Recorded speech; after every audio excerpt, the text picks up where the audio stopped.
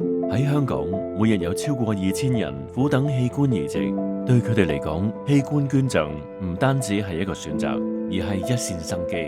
但遺憾嘅係，願意捐贈嘅人仍然太少。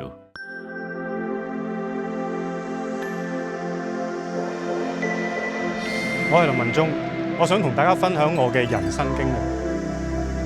喺25歲嗰陣時咧，我得咗個怪病，胸口痛啦，個肚係脹咗出嚟啦，好似生仔咁大個，醫咗成10年都醫唔返。嗰陣時好似人生係冇晒希望咁樣。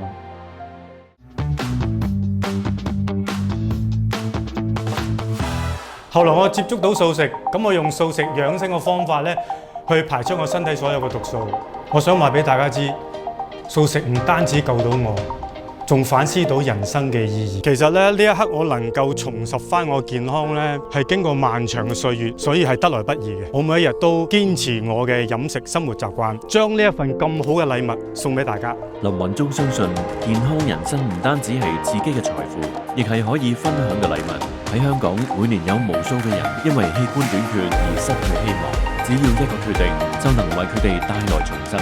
若果救人係一個延續生命嘅方法，若果我走咗，器官仲有用嘅話，就將我嘅器官送俾有需要嘅人。